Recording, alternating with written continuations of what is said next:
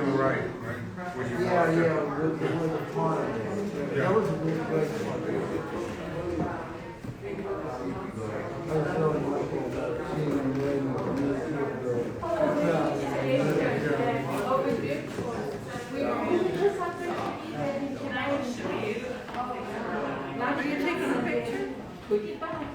I started our Instagram live, so we're filming this live, so I'm just kind of doing a preview. Yes.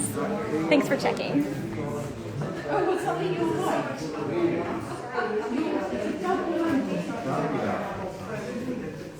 Yes, and truly I wanted to be very expressive so anyway, so we can gossip about you.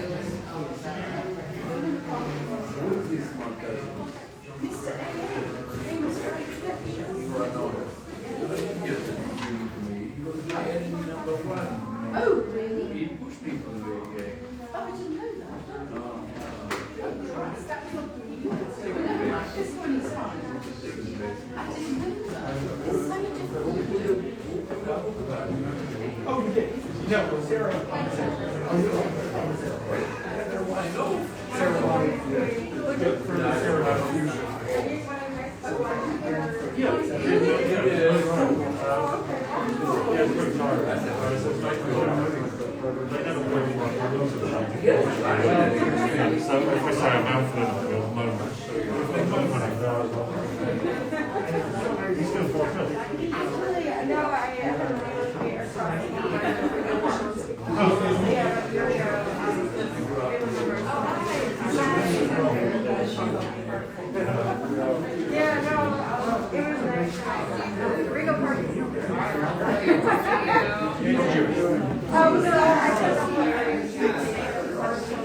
Which story is that?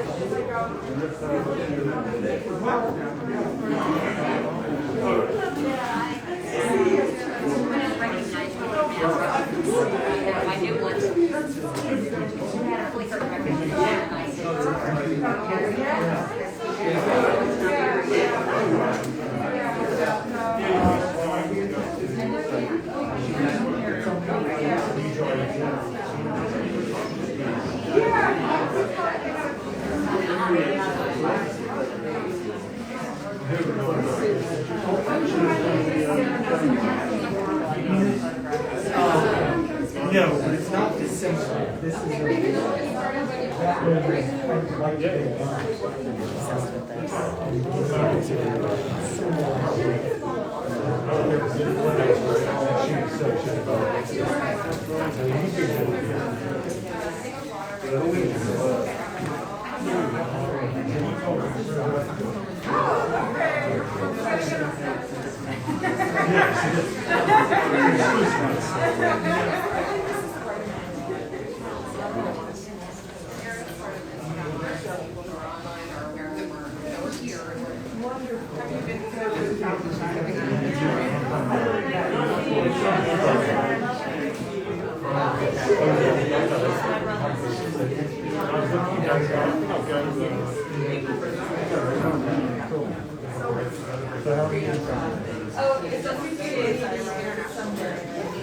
Yeah, they started doing it. They did one.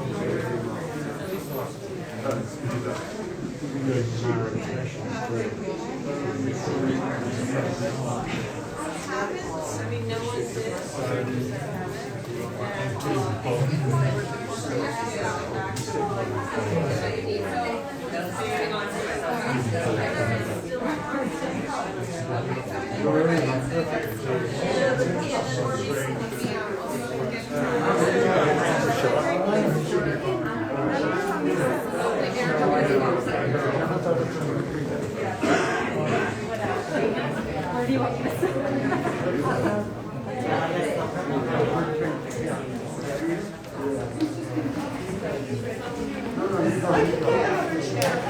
Hello everyone, good evening.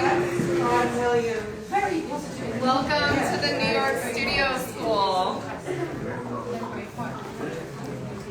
Welcome to the New York Studio School, everyone. It's our brand new exhibition to speak of everything, the art of Raymond Mason. This exhibition will be on view through February 20th, So please come back or please visit if you're online and haven't yet been to the school. I'm Kara Carmack, the Exhibitions and Public Programs Officer here at the New York Studio School, and I'm delighted that you're joining us both here in person on 8th Street and online. And I'm so thrilled to introduce our co-curators of the exhibition. Unfortunately, David Cohen's unable to join us this evening, but we have co-curator here with us, Sarah Wilson, Professor of Modern and Contemporary Art at the Courtauld, University of London, and who was a great friend of Raymond for many years. And we also have co-curator Leo Costello, Associate Professor of Art History at Rice University, here with us as well. And please join me in welcoming our curators. Thank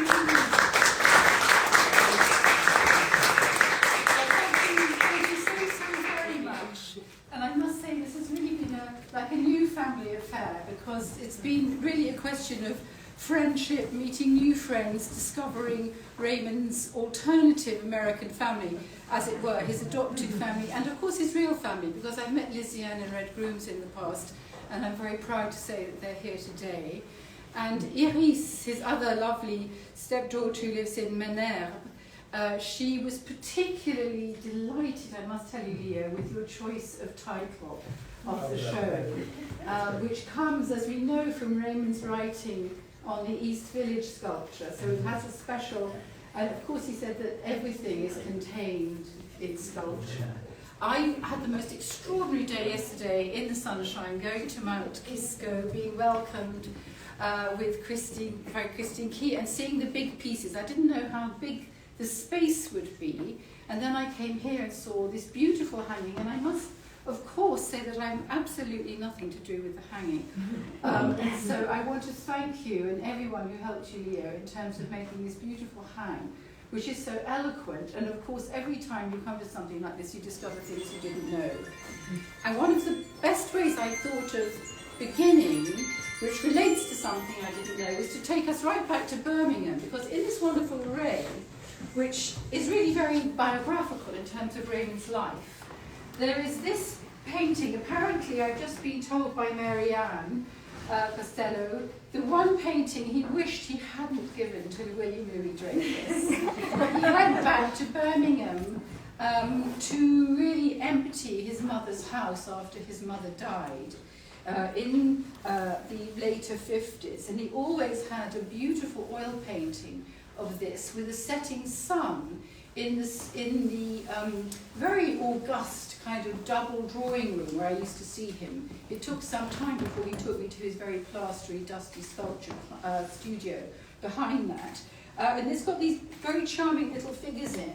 Marianne believes that that's his mother just going around the corner, and what touches me is the net curtains through which he used to peer as an asthmatic child, before this extraordinary adventure of his life, which ends up with the Rothschilds taking Concorde to see pianists in New York, and so forth, such a long way away from that little boy. But what I thought was so amazing was not, for me, in terms of understanding more about Raymond, was not this particular one, but this particular view here of Wheatley's Lane, because I'd never seen this before. Again, this apparently was in William Louis-Dreyfus's dining room. And here you can see how there's some kind of large space here and a large promontory, and that little boy was looking at this crushed red perspective of Birmingham as a child. So this little boy who went to Paris and stayed there, partly because of the atmosphere which helped his asthma, but of course it was much more, as we will elaborate, was already looking at crushed perspectives and the way that English church spires stick out of those crushed perspectives when he was a child. That was so interesting to me. I met Raymond because I was lucky enough to participate in the Great Pompidou exhibition, Paris, Paris, and any of my students here, and there are one or two, will know that I go on endlessly about the wonderful Pompidou Centre. But the point was, the next year was the opening.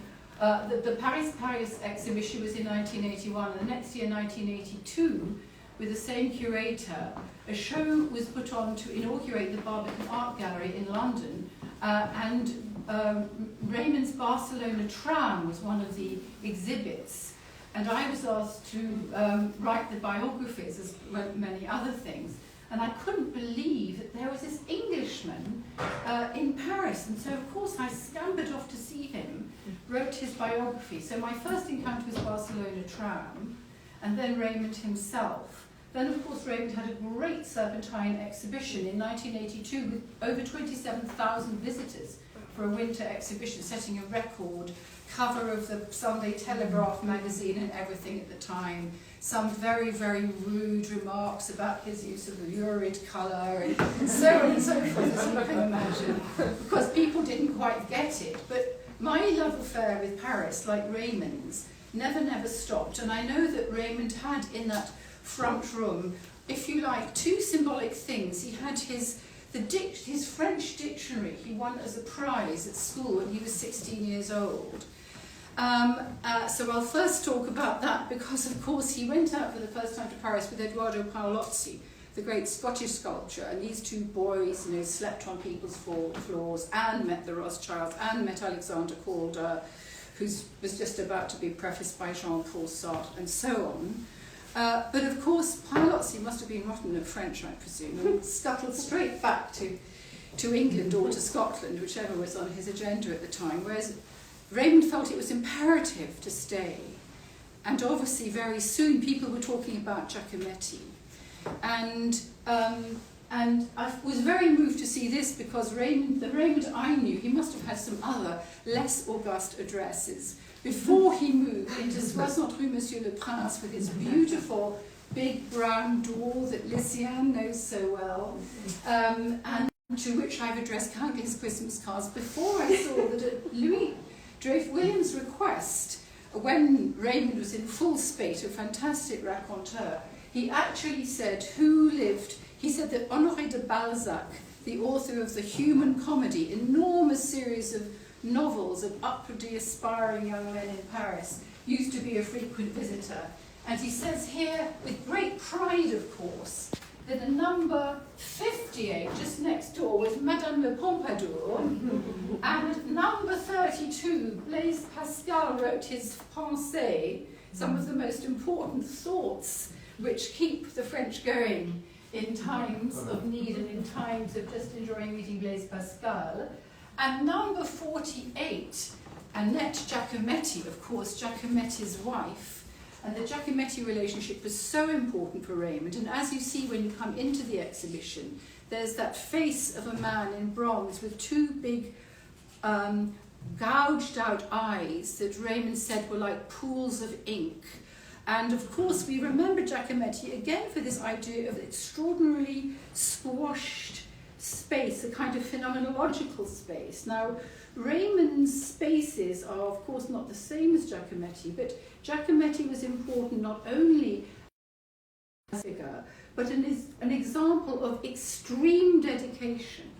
And he was notorious, although he had a great cafe life from like 6 o'clock in the evening to 2 o'clock in the morning, his extreme dedication, almost ascetic, saintly dedication, was so important as an example for Raymond, who knew what it took to be an artist. And much to my surprise, and I don't know if this is with or not, somebody else in the room might know, there says Annette Giacometti and Marc Ribot. Now, Marc Ribot is the very famous Magnum photographer who was married to the woman whose stunning sculpture you're about to see at the MoMA, the very exceptional black artist Barbara Chase Ribot, who spent her whole life in Avenue de l'Observatoire at the other end of the kind of main bit of Paris from Raymond. And just because he was obviously very proud, so I'm going to recite these on Raymond's behalf. First house on the right in the Rue Vaugirard, Paul Verlaine. And when I stay in Paris, it's just over the hill to the right in the Rue Racine.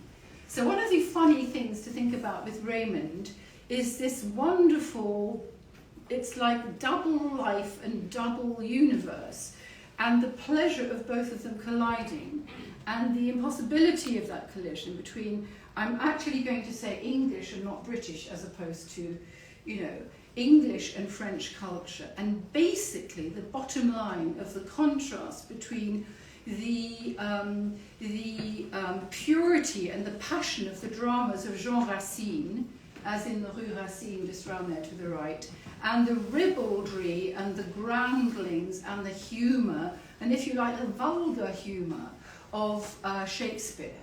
And so you've got the kind of Shakespearean element here right in front of you, but this is actually called Agression Rue Monsieur le Prince. It's actually when somebody, I presume, has been knocked over or had a heart attack or something, and the crowd are all around just outside Raymond's front door.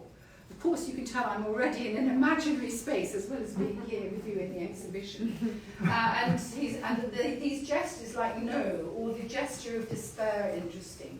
Now, I was very surprised when I read the invitation that you had obviously spent a lot of time designing very beautifully, because this sculpture right at the end, which makes a kind of renvoi to us here, called Les Épouvantés, the horrified ones, is down there, and it's on the invitation card.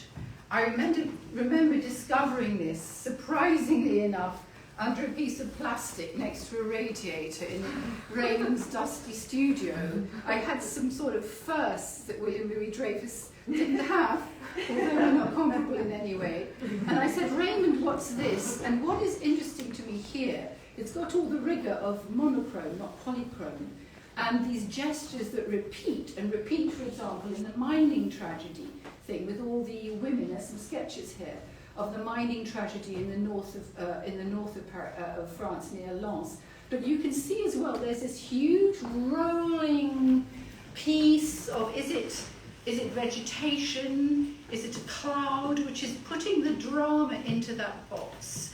And what is interesting here is Raymond's extreme romanticism. Now, I am a romantic, rather out of sync sometimes with my times. Raymond was a great romantic, but of course he aspired to be extremely great, and used to recite to me that all great Pisceans, I mean, I'm a Piscean and he's a Piscean, were the great ones that were his ones, were Michelangelo and Victor Hugo.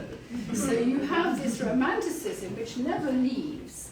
Strangely enough, you could look at, say, a polychrome view of the Luberon and not see great romanticism, but here you see some of these inky drawings, his use of ink, his use of, and the pathos of certain torsos drawn in ink, and the looseness in some of these more, crushed early drawings. There's also a lovely, lovely, lovely 1950s parfum, which I mentioned to them as well. But there's this romanticism, Raymond, which even relates to cabbages, in fact. We saw yesterday the very, very big departure of fruit and vegetables from the heart of Paris, and I particularly like this little red cabbage in the corner.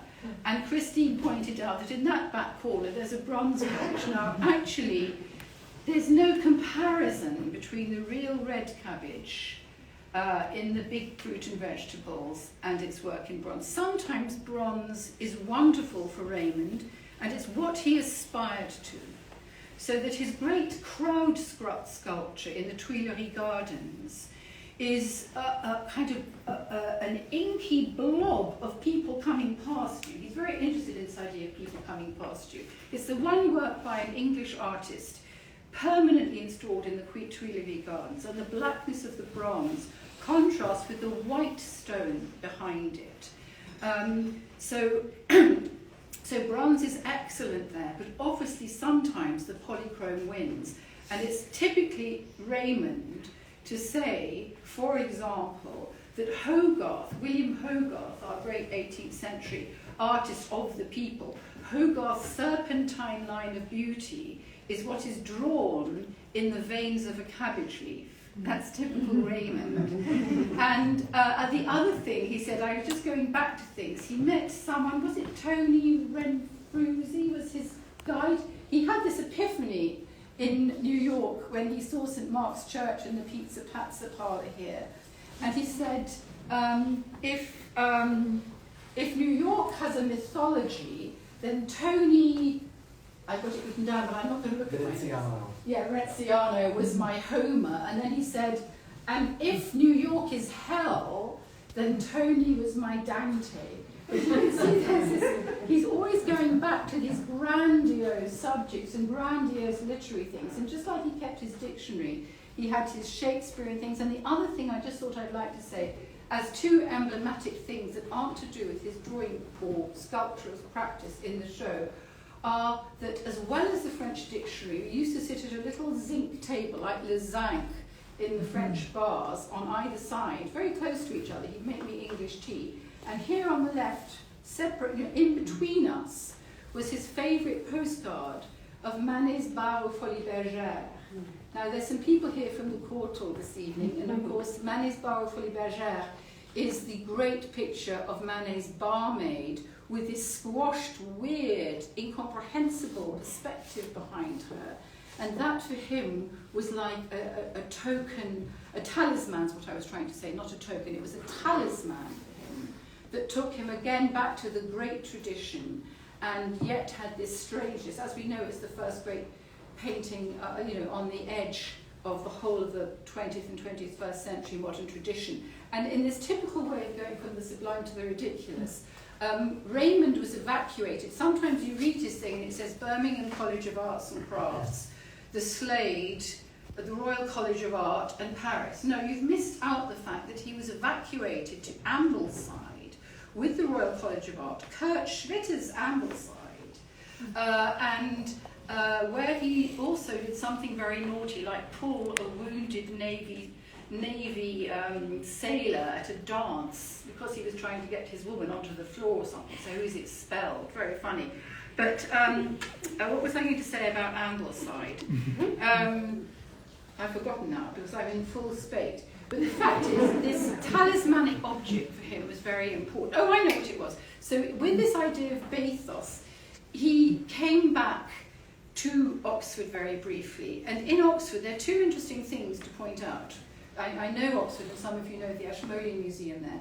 Because it was the war, he did air raid practice in the Cast Museum. Somebody had to patrol up and down. I don't know if he chose the Cast Museum, but he was walking up and down through the great Greek and Roman tradition of sculpture at night with strange or no light. And at the same time, going back to the Manet, this is why I brought it up, of course he painted a lot and then ultimately really gave up painting as paintings as opposed to preliminary practice for sculptures. He painted Lyon's Tea, there was Lyon's Tea House with glass cascades of cakes. And so the Bar aux Folies Bergères really turned into a Lyon's tea house lady, which is typical Raymond. So of course he was very funny, and what I remember of William Louis-Dreyfus, who always spoke to me in English incidentally, was that he also had a wonderful sense of humour, and I can just imagine these two guys laughing together. So I've said the thing about Paris. Outside on the left there are those beautiful, very fine drawings of churches and very emblematic buildings in Paris. He also did the courtyard of the Louvre in ultimately fine detail.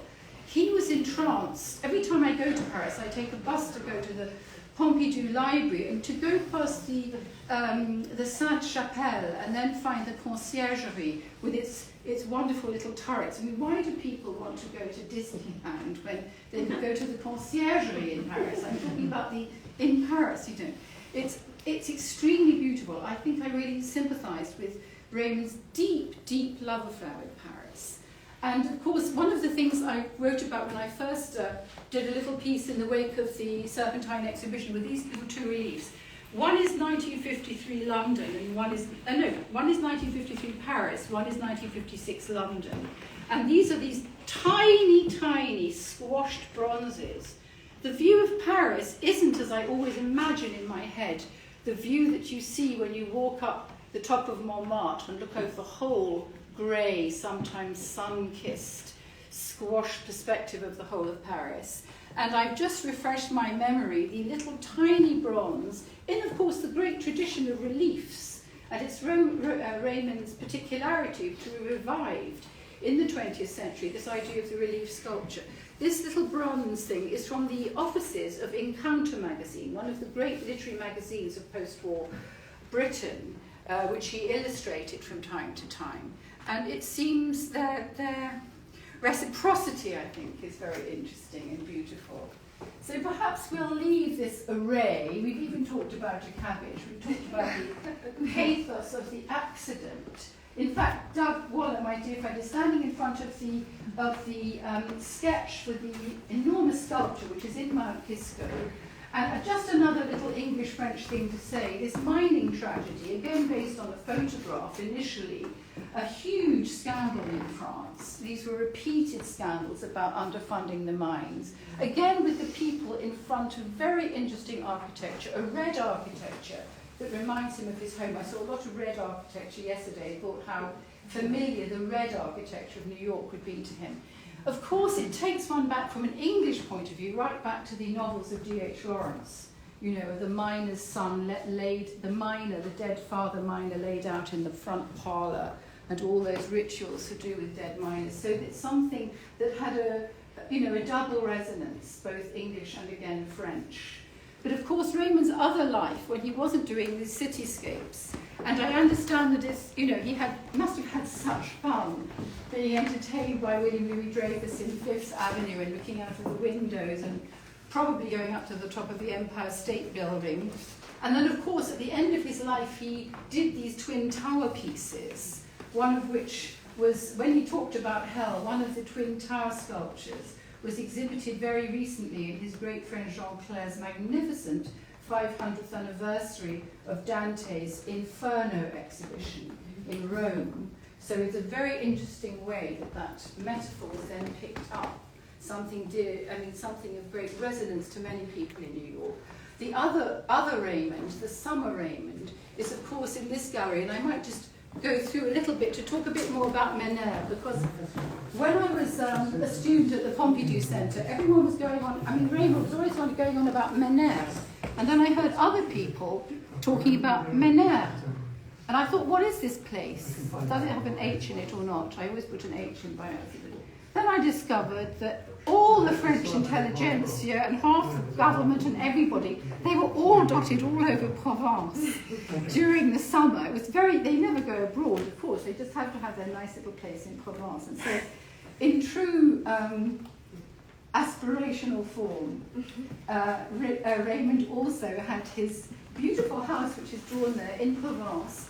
Now, I don't know, Lysiane can tell me if this is the same house where Iris now lives. Oh, yeah. It is? Yeah.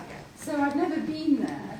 But Menère, as some of you may know, is where Picasso, as a kind of go away and never come back present, gave Dora Maar, his rejected, beautiful Hungarian photographer wife, a huge chateau where she used to go around the town on her motorbike, and she used to come down in a chauffeur-driven car. But it's got these extraordinary views and vistas. It's very, very tumbling hills, flat valleys full of vines. You can see the crinkles on the hills so much. Sometimes, like the blown cloud down there, Raymond draws he lets a big, what he called for me in the watercolour he gave me, a cortège de nuages, a kind of procession of clouds sometimes blow over what is essentially very sunny and hot landscape, where you must have spent so many lovely summers. I'm so envious, Lysiane. You know, Raymond sometimes waited for days to see those clouds coming. Oh, really? Yeah. Yes, yes. So many of you've got more stories. I think, people ought to chip in and share a little bit. But there you see, and of course he's done exactly the same thing. How can you be there and see this and then flatten it? Of course, painting is always flattening. One of my favourite things people don't know very often is Edward James's essay called The Marvel of Minuteness in, I think, Minotaur or something. Obviously, painting makes everything minute and it squashes it, but to turn those landscapes into these painted reliefs in epoxy resin and allow you that sense of sunshine. Sometimes he actually paints the sun into these landscapes. Bizarrely enough, yesterday I saw bronze. It was a dark, unpainted bronze with the sun on it, which was a very, very strange experience. But this was the other Raymond, the sunny Luberon Raymond. And actually in the film, you see him in his summer vest, working with this wonderful old, immensely centuries-old brick wall behind him. It's very old, these houses. So I think that was a very, very moving dimension of the artist, that it is very beautifully highlighted here. I don't know, because obviously I'm very, it's very silly to say biased, but I can feel the sunshine, I can feel the time of day, I can talk with great enthusiasm about these, whereas I'm aware that for some of you it's your first time and you can't yet feel the sunshine, you haven't yet been to see, is it really like this? Bizarrely enough, it is really like this. And this may encourage you as well to discover these real landscapes. Obviously this relationship between reality or what one perceives and how one perceives versus art with a capital A is something that was important for Raymond all his life. And for Raymond, there was no question that art had a capital A.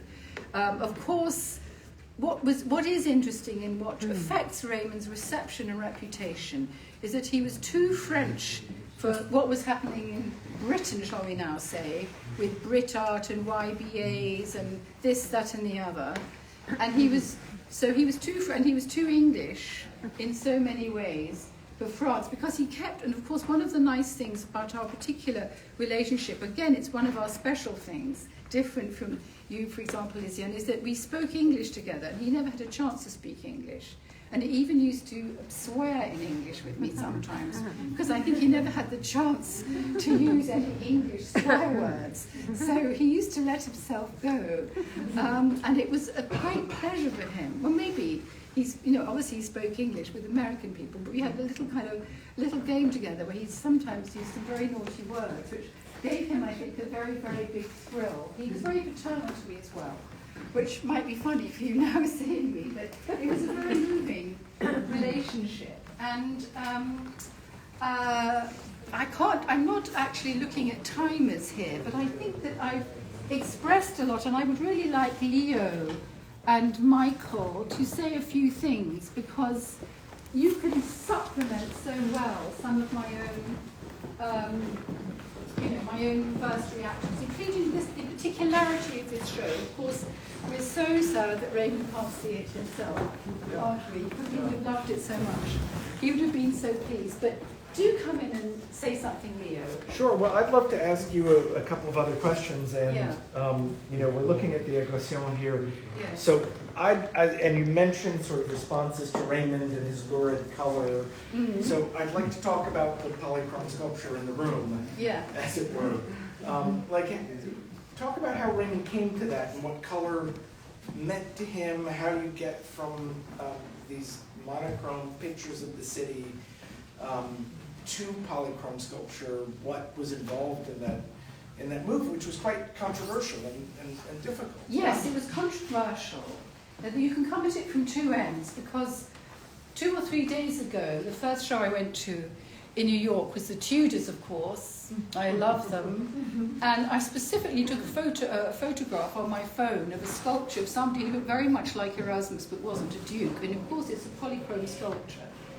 And if you went into churches in Elizabethan times, Protestant, after the Protestant Revolution, all the original Catholic churches, many tomb sculptures were polychromed.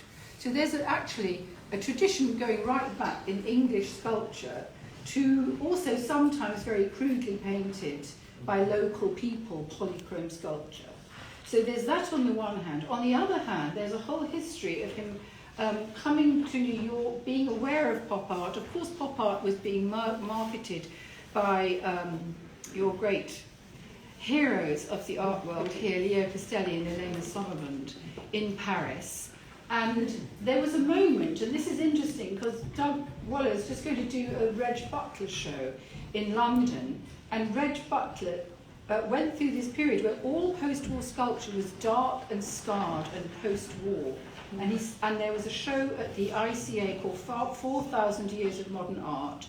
And he said, I don't want my sculpture to keep looking as though it's 4,000 years old. So there was a movement. It wasn't just Raymond, but it was very much to do with joyous things, which is very strange in contrast with this.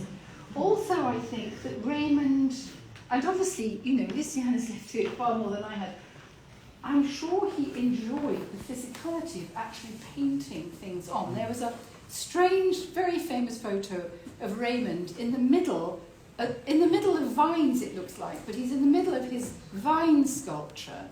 And like a pre-Raphaelite, he's carefully painting every leaf green. And when I think, God, I'd like to be a famous artist, I used to think, well, I couldn't really imagine myself patiently painting every leaf green. And in multiples too, because he'd do multiple versions of things, so would go back and... But I know that there's a Barbara Rose element to this, isn't it? There's a moment when Barbara Rose comes into the story, and maybe you remember that moment better than I do, Leo. What's the Barbara Rose element to do with America? And Raymond and polychrome? I don't, Michael, is this, I'd love to hear from you on this as well. The Barbara Rose. If not Barbara Rose thing, yeah. But that's not completely new to me. Yeah. So whatever you, Yeah.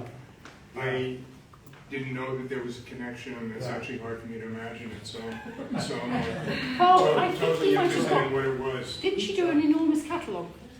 Well, she did lots of enormous catalogues. Yeah. There is something, but how could you go straight to New York and look at Pizza Pazza and everyone coming by and just want to make it monochrome? Right. There's a way in the end where colour insistently comes in. Yeah, and I'd love to hear, not on Barbara Rose, but from you, Michael, about this in polychrome and that move in the early 70s. I mean, I'm interested in what you have to say about it. I'm interested in, because he was doing the monochrome sculptures and then he started painting them.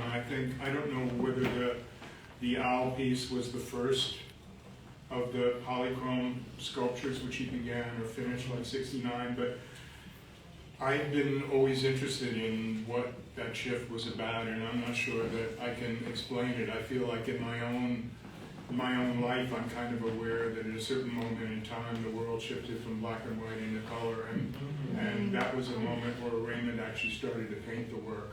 And the polychrome wasn't really sufficient anymore. So, but actually explaining how that happened, what he was looking at, I'm not sure. Yeah. But I kind of want to go ahead, Ren. I know what happened. Oh, good. Tell us, Rick. It's flash paint. I think flash acrylic paint was invented about in the 60s, and the European version was flash, and Raymond loved the flash paint, and that's what he used all the time. And that's changed painting here a lot too, because hard edge came on. I actually know the guy that, I can't remember his name, that invented the acrylic here. And it was so easy to use the big canvases and use tape to get very hard edges. So a lot of the technical stuff, I don't know really honestly, but he really was crazy about flash, and it would have come off about at that time. Is that right, Luciana? So, In the 60 years. I'm not sure Yeah, I can answer that. But I think, I mean, what I add to it, he was interested, he did have the notion of a total work of art that was increasingly important to him, and that notion of totality and the theatricality, the whole notion of narrative and storytelling and the relationship with the viewer, a particular kind of dramatic and intimate relationship to the people who were looking at it. It required color, right? That as this notion of fullness and totality and like the more and more of what art could be, which probably came in around that time in the late 60s, and color inevitably came in with that, because that's, without color, wouldn't have been possible. But Michael, didn't Osama, didn't ever Raymond told you that, he was a painter, he wanted to be a painter. I believe that it comes from that too, that he painted is something easy to. But the plasters, I mean, the image of the plaster crowd has always been like a haunting image to me of just the power of the plaster unpainted. Yeah. And the power of these reliefs sort of as they are. So they had so much in themselves that was really unique. And just the move, I guess that's what we're all asking, like what threshold there was that pushed it over something that was really already extraordinary into something where color became inevitable and indispensable. And pleasurable as an act. Pleasurable as an Also, act of painting. Also, in the history of paintings and sculpture and architecture, there's always this polemic on polychrome, especially in France. You know, in the 19th century, the big debate on the polychromic aspect of ancient sculpture architecture was very, very important. And I'm sure that an echo of that continue to reverberate. You know, the architects in Europe were totally divided about the middle of the 19th century between those who believed that the ancients were white, purely white, and the new generation became very enthusiastic about tiny, tiny bits of color that they found attached to sculpture and architecture. It went down in history. It's a great debate on polychromes. And I think something in the French, certainly, ambience, this is something that still reverberates. And I don't know how precisely it relates to him, but he was very tuned to what was in the air, as it were. And there's some very funny Victorian polychrome sculptures, but the problem is I can't remember what is in the Birmingham Art Gallery and what I'm remembering from the Walker Art Gallery, Liverpool, and so forth. So I mean, I went back to the Tudors, but there's a huge Victorian thing. And at the Met, actually, I took a photo of a polychrome Greek sculpture. There's some didactic, very weird. You're nodding. You've seen them extremely very important. weird. You know, there is one single letter left by the greatest of the German architects of the time, Schinkel, writing to Semper, who was another great German architectural theoretician and architect, and he thanks Schinkel is thanking Semper, who came from Paris, telling him about the debate and the fact that there is a possibility that the ancients were polychromic. Well, I think Giacometti also painted a sculpture, But this is, of course, true, although it was never multicolored. that's right. But the painting on his sculpture, if you look at it and get into it, it's really interesting and really weird. And I think at the time, if you would have seen it, that there was a certain possibility in that. I mean, particularly for someone who was looking at Giacometti as closely as Raymond was, it's not surprising on some level that something would pop off from that really eccentric use of, completely individual use of paint in those sculptures. Always very semi-tragic in Giacometti. It's always like blood. So it's these resonances are very interesting indeed. Right. Well, it is in Raymond too, and I guess that's another question I would have is so you mentioned sort of summertime Raymond, right? Yes. And then winter Raymond, or this time of year Raymond. How do you reconcile, like, there's such, and I do think that the color is so much about that sense of everything and that sense of sort of joy and fullness on the one hand, but the Birmingham is inscribed in memoriam, right? And pictures like this, lost figures in so many of these things. So how do you reconcile those aspects of Raymond and his work? Is it a negotiation between the two of them? Is one... Well, the summer and winter thing, although it sounds trite, is something that is part of a kind of migration of people all the time. It's also the moment in the summer where people start reading complete works of poets in this particular series at the time. But also, I think that one could say, and it's very unfashionable to say it about somebody English, that he'd chosen a kind of exile. He'd chosen a linguistic exile. He'd chosen a cultural exile. He didn't have much to do with like English tourists, obviously. And there was that part of him which lit up sometimes when he could talk about England, or of course when he went back the second time, or not necessarily the second time, but the big time when he went back was when the Queen inaugurated his sculpture in Birmingham. There was this sense of what he'd left behind.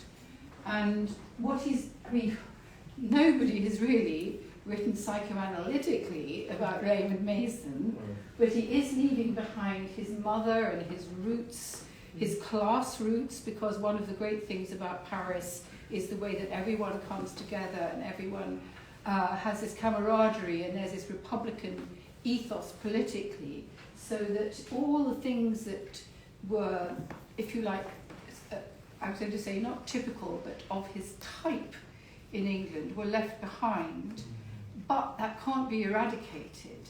Even, there's a painting of, I think, his first girlfriend, his first nudes were done in England, his relationship with certain friends, and certain ways of joking. One of the funny things is the difference in humour between English and French people. It must be very funny for you, Lizanne, to experience and do things. So that he's even leaving behind, you could argue, most of the time in his everyday life, a certain sense of humour, which is absolutely necessary for us to survive, not necessary for the French to survive in their own beautiful way. And so there is this sense of melancholy, and it goes with the sense of strangeness. And perhaps as time evolves, these things like 2 French, 2 English, not this, not that, are going to resolve, and one's going to be able to perceive the richness and the kind of the double dialogues in things without those rather facile classifications that say this is not this and this is not that. So even in this, they're the smart young whiz kids and the kind of tall guy who's very proud of himself with his sunglasses on, and there's that kind of tramp, that Bowery bum, I believe is the right expression, of course, with his hands pressed against the window, who can't get inside. And there's this strange Hindu character who pops up again in the illuminated crowd in an almost acrobatic way. It's an extraordinarily strange thing. It's very multiracial, this. So, unbelievably enough, was his great last illuminated crowd for a Birmingham which had demographically changed beyond all recognition when he inaugurated his sculpture with the Queen. And for those of you who don't know, Raymond being Raymond, supposing you were the Queen, Raymond just started saying, "This, madam," and you broke protocol in the most dreadful way, trying to point out things to the Queen so she could see what she was looking at. But of course he made her laugh too. And actually, I just remember this beautiful quotation, which I'm not going to look at my notes, but he said about the departure of fruit and vegetables from the heart of it was a place of joy. And so there is this sense of the emotions of people together which actually structure their facial expressions and what's going on, which bring people together. I hope this is a first of letting more people see more of Raymond. And certainly we will be sending your catalogue back to France, and they will think, goodness me, Raymond has just had a great big exhibition in New York, and this will be another wake-up call for France and for Europe, and one hopes, of course, for Birmingham. We'll send it to the current director of Birmingham City Art Gallery. Sarah, what you were saying about his feeling about people and a kind of hopefulness and joy and his sense of their being together. When you're talking about his romanticism, is that partly what you had in mind? Because I was interested in your expanding or elaborating on what you meant by that. Well, there's some drawings, and I found a study of Bach's yesterday where one was almost completely abstract scribbles, where I personally think of the very loose drawings of someone like Romney, George Romney. He had an extremely individual and romantic graphic ability in the use of ink, which I think is romantic in inverted commas, to do with a whole tradition. But also, in a way, this is a kind of timeless thing. And of course there was all the ups and downs of everyday French politics, but he was always slightly detached and thinking in a different kind of realm. The thing I was also going to say about Racine, which I didn't say, is that I'm just pointing to the Rue Racine, rather foolishly here, where I know it is around the corner of the painting, is that, of course, in the very early 50s, he actually did decors for a production of Racine's Phèdre, which is a great Greek tragedy. And he did them in an extraordinarily romantic way, because he couldn't really do them in a proper classical way. And one of our last projects, which never happened, which I've told some of you, is that I discovered that the Northern English, relatively romantic 20th century poet Ted Hughes translated Phèdre. And what I wanted to do was to put that Northern English romantic translation of Phèdre together with Raymond's drawings of Phèdre, because it would be a very, very perverse marriage, if you like, which would really exemplify this way in which his vision could never, ever force itself to become the classical vision of a Frenchman of his era. So that's only halfway towards it. But as you knew him as well, I'm sure you know what I mean. I'm sure you'd agree. And also he liked talking about it. He liked talking about great Pisceans and thinking... And Victor Hugo, of course. And Victor Hugo is the sea, because he did his rolling waves and clouds. And Victor Hugo did this grand poem, La Mer. But thinking about Romanticism and English Romanticism, and thinking about a certain quality of introspectiveness or inwardness, what I think, certainly a relationship to the natural world among the English poets. And those things these are not really part of the work.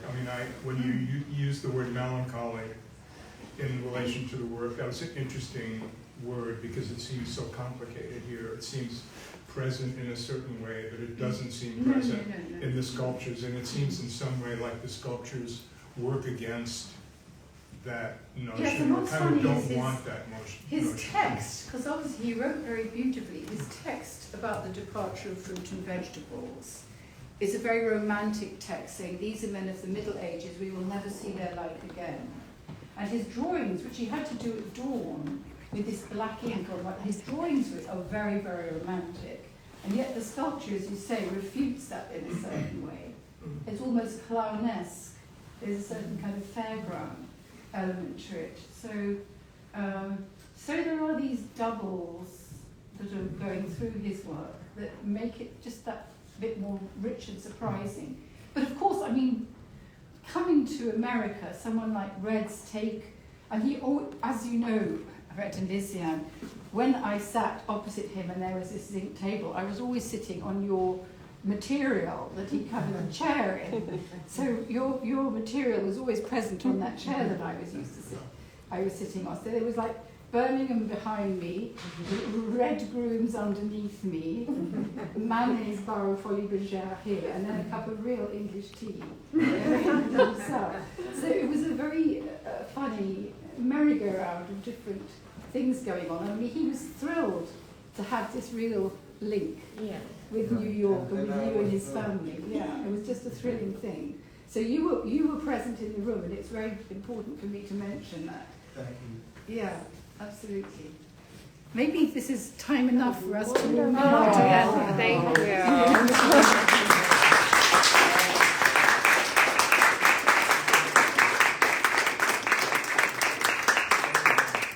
I also want to just say thanks quickly to the Studio School for Absolutely. the larger support with this, and Kara and everybody.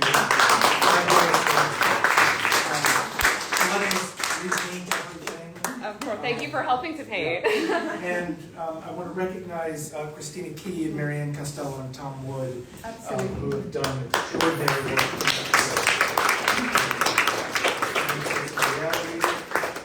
And so welcome to everybody, and enjoy, and thank you again, Sarah. Thank you. And I'll just chip in, if anybody who hasn't been up to the foundation up in Mount Kisco, is curious to see more Raymond Mason sculptures, we will be having an open house on February the 12th between 1 and 4. We'd love to see you. You just need to contact the foundation. We'll set you up. And we're also having a panel discussion related to the show, February 15th. Yes. We're delighted to have Michael Branson join, and Beatrice Scaccia, and Leo Costello. So that will be a chance to hear a bit more from Leo. And a lot of the bigger pieces are shown on the video in the other room, if you are interested in seeing those. Yeah, Thank you, Sarah. Thank you, Leo. Thank you to the Louis-Dreyfus Foundation, whose support for the show. The show would not have happened without them, and the wonderful team. And thank you just to this wonderful, vibrant community. And I hope, you know, this as Sarah mentioned, launches much more writing and many more exhibitions on Mason's work. So thank you all. Thank you for coming. Please enjoy some refreshments down the stairs to the left in our playroom.